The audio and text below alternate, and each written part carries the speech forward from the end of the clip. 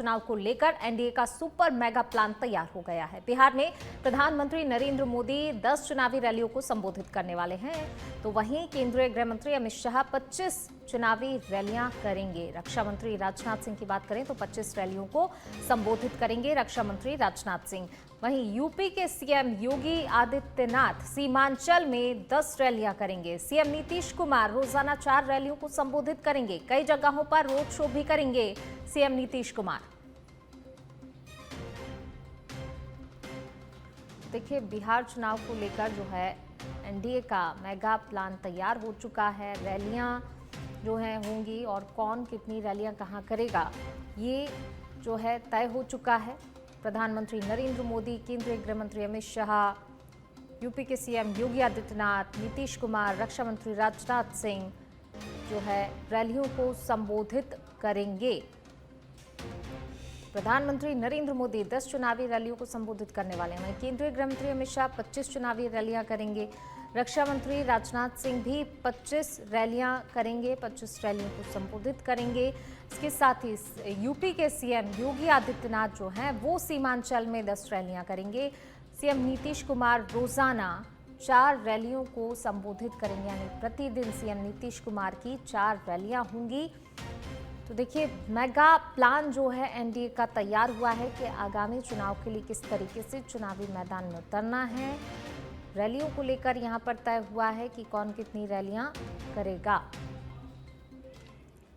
चलिए बढ़ेंगे आगे। बिहार चुनाव से जुड़ी हुई बड़ी खबर आपको बता रहे हैं। पूर्व बाहुबली विधायक अनंत सिंह का टिकट फाइनल। जेडीयू से चुनाव लड़ेंगे अनंत सिंह। मोकामा सीट से नामांकन दाखिल करेंगे। 14 अक्टूबर को सुबह 10 बजे नामांकन दाखिल करेंगे अनंत सिंह। नामांकन को लेकर अनंत सिंह की तरफ से पोस्टर जारी कर दिया गया है। तो जेडीयू से चुनाव लड़ने वाले हैं अनंत सिंह, अपना नामांकन करेंगे अनंत सिंह मोकामा सीट से। 14 अक्टूबर को नामांकन करेंगे अनंत सिंह। मोकामा सीट से जो है उन्हें प्रत्याशी बनाया गया है, चुनावी मैदान में उतारा गया है। 14 अक्टूबर को सुबह 10 बजे अनंत सिंह नामांकन करेंगे। नामांकन को लेकर अनंत सिंह की तरफ से पोस्टर जारी किया गया नामांकन को लेकर। तो बिहार चुनाव से जुड़ी हुई ये बड़ी खबर आपको बता रहे हैं। मोकामा सीट से अनंत सिंह नामांकन करेंगे। पूर्व बाहुबली विधायक अनंत सिंह का टिकट फाइनल हो चुका है। तो जेडीयू से चुनाव लड़ेंगे अनंत सिंह। मोकामा सीट से उनका टिकट फाइनल किया गया है। मोकामा सीट से नामांकन करेंगे अनंत सिंह। 14 अक्टूबर को सुबह 10 बजे नामांकन करेंगे अनंत सिंह।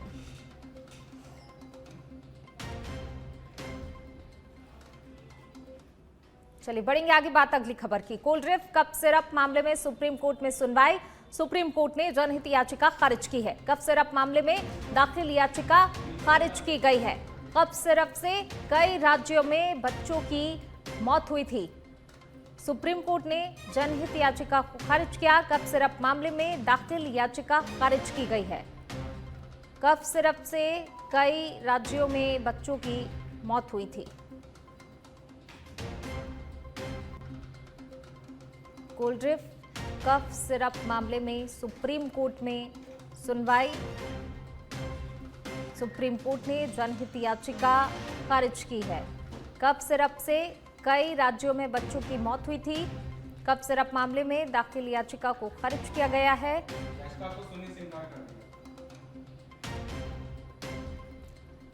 तो कप सिरप से कई राज्यों में बच्चों की मौत हुई और देखिए, सुप्रीम कोर्ट में याचिका को जो है दाखिल किया गया था, लेकिन सुप्रीम कोर्ट ने इस याचिका को सुनने से इनकार कर दिया है।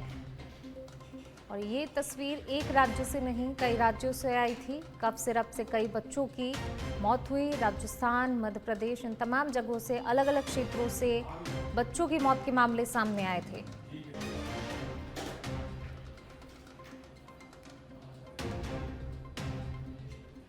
झुंझुनू से खबर। मुख्यमंत्री भजनलाल शर्मा शनिवार को मंडरेला आएंगे। मंडरेला में पेयजल योजना के शिलान्यास कार्यक्रम में शिरकत करेंगे। केंद्रीय जल शक्ति मंत्री सीआर पाटिल भी उनके साथ इस कार्यक्रम में पहुंचेंगे। सीएम के दौरे को लेकर प्रशासन जो है तैयारियों में जुटा हुआ है।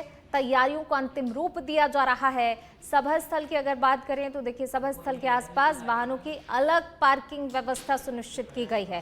सीएम के दौरे के दौरान 500 से अधिक पुलिसकर्मी जो हैं तैनात रहेंगे।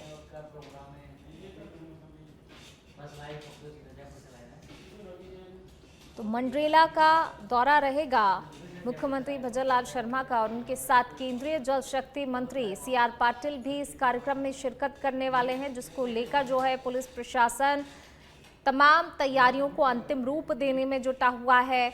वाहन पार्किंग को लेकर यहां पर व्यवस्था सुनिश्चित की गई है। इसके अलावा 500 से अधिक पुलिस जवान जो है सुरक्षा के दृष्टिकोण से वहां पर तैनात रहेंगे। तो कार्यक्रम को लेकर सभा स्थल के आसपास जो है तैयारियों को अंतिम रूप दिया जा रहा है। पार्किंग व्यवस्था को सुनिश्चित किया गया है। मुख्यमंत्री मंडरेला पहुंचेंगे और मुख्यमंत्री के साथ ही केंद्रीय जल शक्ति मंत्री सीआर पाटिल भी इस कार्यक्रम में अपनी उपस्थिति दर्ज कराएंगे, और इसको लेकर खास तैयारियां की गई हैं। और देखिए, लगातार जो है व्यवस्थाओं को लेकर अधिकारी सभा स्थल पर पहुंचे हुए हैं। तैयारियों को अंतिम रूप देने में प्रशासनिक अधिकारी जुटे हुए हैं। तो मुख्यमंत्री मंडरेला पहुंचेंगे और मुख्यमंत्री के साथ ही केंद्रीय जल शक्ति मंत्री भी जो हैं वो भी पहुंचेंगे इस कार्यक्रम में। सीएम सर का प्रोग्राम मंडरेला के पास बन रहा है, जहां पे पिलानी रोड और यहाँ झुंझुनू से और मंडावा से जाने वाली रोडों का मेन बाईपास है। तो वहां पे ट्रैफिक व्यवस्था हमने और कलेक्टर साहब ने कल देख रखी है। बड़ी वाहनों की पार्किंग अलग करा रहे हैं, छोटी वाहनों की अलग करा रहे हैं। सभा स्थल से पास ही सबकी पार्किंग की व्यवस्था रहेगी।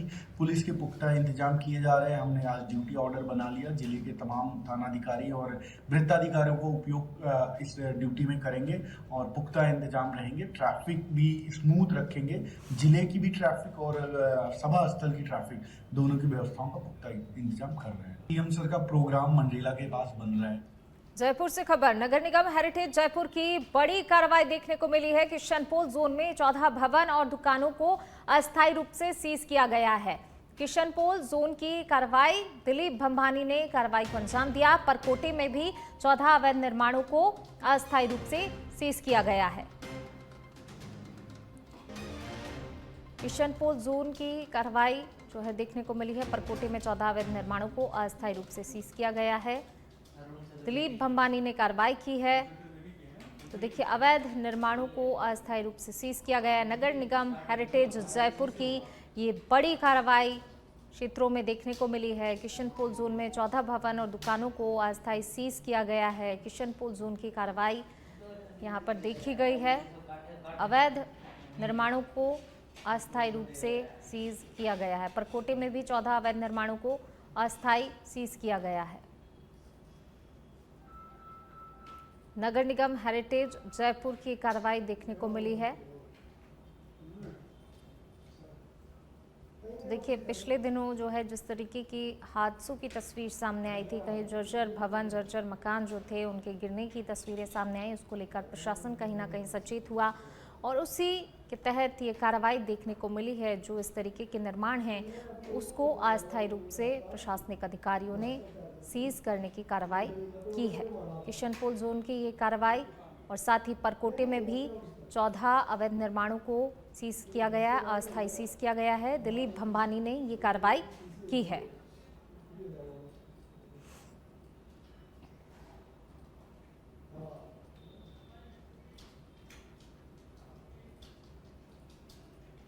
दौरासर के किसानों को अब अल्पकालीन फसली ऋण, खाद और बीज के लिए दूसरे गांवों के चक्कर नहीं लगाने पड़ेंगे। सरकार ने दौरासर में सहकारी समिति की स्थापना के आदेश जारी कर दिए हैं। आदेश जारी होने के बाद गांव में खुशी की लहर है। ग्रामीणों ने पूर्व सरपंच अर्जुन महिला की अगुवाई में झुंझुनू विधायक राजेंद्र भांबू के जनसुनवाई केंद्र पहुंचकर उनका आभार व्यक्त किया। पूर्व सरपंच अर्जुन महिला ने बताया कि अब तक दौरासर गांव में सहकारी समिति नहीं होने के कारण किसानों को ऋण, खाद और बीज जैसी सुविधाओं के लिए कुठौल कला गांव जाना पड़ता था, लेकिन अब विधायक भांबू के प्रयासों से अब दौरासर में ही सहकारी समिति की स्थापना के आदेश जारी हो गए हैं। सोसाइटी में लोग पैसे का लेन देन करने के लिए हर छठे महीने गांव से कम 8-7 किलोमीटर दूर पैदल जाना पड़ता था, क्योंकि जहां हमारी सोसाइटी वहां पे साधनों का अभाव था। क्योंकि वहाँ पे कोई बस वगैरह नहीं थी, क्योंकि कलोद कला जो मुख्यालय है वहाँ पे हमारी सोसाइटी थी, तो लोगों को पैदल वहाँ पे 8-7 किलोमीटर जाना पड़ता था। अब गांव वालों को पैसे के लेन देन के लिए गांव में ही वहीं पे सोसाइटी खुल गई, वहीं पे अपने कभी भी आके अपना लेन देन कर सकते हैं, व्यवस्थापक भी वहीं बैठेंगे, कार्यालय भी वहीं खुले। रात को SH 36 पर भलाऊ ताल और कैलाश के गांव के बीच एक सड़क दुर्घटना हो गई। प्राप्त जानकारी के अनुसार दोनों वाहन तारानगर से साहवा की ओर जा रहे थे जब ये हादसा हुआ। हालांकि दुर्घटना के कारणों का स्पष्ट रूप से पता नहीं चल पाया है, लेकिन राहत की बात ये रही कि घटना में किसी प्रकार की कोई जनहानि नहीं हुई है। तो वहीं स्थानीय सूत्रों के अनुसार दोनों वाहन आंशिक रूप से क्षतिग्रस्त हुए हैं। तारानगर पुलिस को इस संबंध में कोई भी आधिकारिक सूचना नहीं दी गई और न ही अब तक कोई मामला दर्ज हुआ है, और ऐसे में माना जा रहा है कि दुर्घटना मामूली रही और इसमें किसी को गंभीर चोट भी नहीं आई।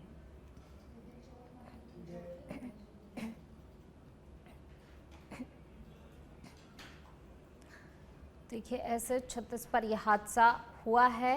हादसे में हालांकि देखिए राहत की बात ये रही कि कोई जनहानि ऐसे नहीं हुई है। दोनों वाहन आंशिक रूप से क्षतिग्रस्त हुए हैं। सड़क हादसे में हालांकि राहत की बात ये रही किसी प्रकार की कोई जनहानि इस हादसे में नहीं हुई है। आंशिक रूप से क्षतिग्रस्त हुए हैं दोनों वाहन।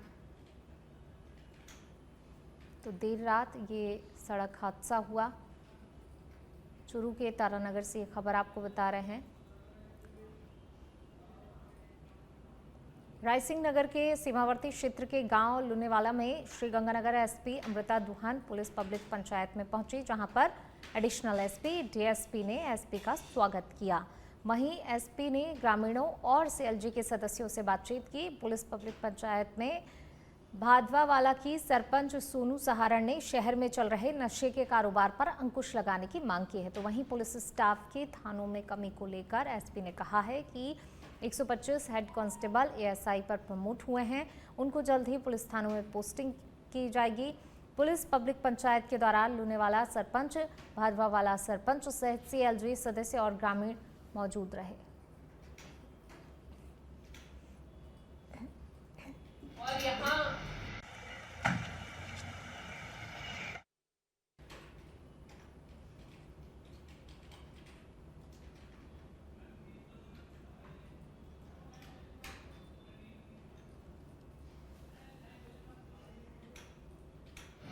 बॉर्डर इलाके में नशे से संबंधित जागरूकता लोगों के साथ संवाद करने के लिए आज थाना रायसिंह नगर में गाँव में आज मैं आई और सबके साथ यहाँ पर जो है संवाद किया, जो लोगों की समस्याएं जानी और उसके अलावा जो उन्होंने कुछ सुझाव दिए जिन पर इस क्षेत्र। चलिए और अब आपको सीधी तस्वीरें बताते हैं। विश्व मानसिक स्वास्थ्य दिवस आज और राजस्थान इंटरनेशनल सेंटर में आयोजित हो रहा है कार्यक्रम। RIC जयपुर से सीधी तस्वीरें आपको बता रहे हैं। मेरी स्मृतियां 1974 में जाती हैं, जब मैं यहाँ के मनोचिकित्सा केंद्र में एक हाउस सर्जन था और स्वयं पढ़ने के लिए all India institute of mental health गया था बेंगलोर, जो बाद में मेरे ही अध्ययन काल में national institute of mental health and neuro sciences बनी, निम्हांस, और मुझे पहले बैच में वहाँ अध्ययन करने का सौभाग्य प्राप्त हुआ। तो मैंने ये महसूस किया कि जिस विधा को पढ़ने के लिए मैं इतनी दूर चल के आया हूँ, हजारों किलोमीटर, और मेरे अपने प्रदेश में वो क्यों नहीं है। और 1979 में जब मैं फैकल्टी बन के SMS में आया, तब ये सारी चीजें, stigma, difficult to treat patients, challenges of practising mental health, सब चीजें थी। हम अकेले ही चले थे जानिबे मंजिल, मगर लोग साथ आते गए और कारवां जुड़ता गया। और पिछले 51 वर्षों की मेरी साधना के दरमियान मैंने ये देखा है, अभी भी मैं पढ़ता हूँ, सीखता हूँ, ज्ञान प्राप्त करता हूँ। Next slide. या तो आप करें या मैं करूं इसको। तो मैं मानसिक स्वास्थ्य के बारे में ज्यादा चर्चा नहीं करना चाहता, क्योंकि मानसिक स्वास्थ्य ही हमारा भावनात्मक, मनोवैज्ञानिक और सामाजिक कल्याण की स्थिति में है, और ये इस बात को प्रभावित करता है कि हम जीवन का सामना करते हुए कैसे सोचते हैं, कैसे महसूस करते हैं और कैसे कार्य करते हैं। नेक्स्ट, ये भी निर्धारित करने में हमें कोपिंग मैकेनिज्म्स की बहुत बात हो चुकी है, इसलिए मैं कुछ स्लाइड्स को बड़ा जल्दी से स्किप ओवर करूंगा और आज की थीम पर आना चाहता हूं। नेक्स्ट, ये बड़ा इंपॉर्टेंट चीज है जो कि आप सबको देखने की आवश्यकता है। क्या है मानसिक स्वास्थ्य और अस्वास्थ्य के बीच का फर्क? सबसे पहली चीज, अगर आप एक ह्यूमन बीइंग को देखें, a human being is a bio psycho socio religio cultural unit. हम एक बायोलॉजिकल यूनिट है, हमारा एक सिस्टम है। हम एक साइकोलॉजिकल यूनिट है, हमारा एक मन है। हम एक सोशल यूनिट है जो एक परिवार में रहते हैं, और हम एक रिलीजियो कल्चरल यूनिट है। और इस यूनिट के अलग अलग हिस्सों पर अलग अलग स्पीकर्स ने अभी बातचीत की है। सबसे पहली चीज है conflict. Conflict is when two opposing psychological forces meet. मैं करूं या ना करूं। और ये कॉन्फ्लिक्ट जब हमें होता है, अगर बायोलॉजिकल स्फीयर में होता है तो इंट्रासेलुलर और एक्स्ट्रा सेलुलर होता है। हमारे सेल्स के अंदर भी कॉन्फ्लिक्ट होता है, सेल्स के बाहर भी होता है। कभी हम बैक्टीरिया से लड़ते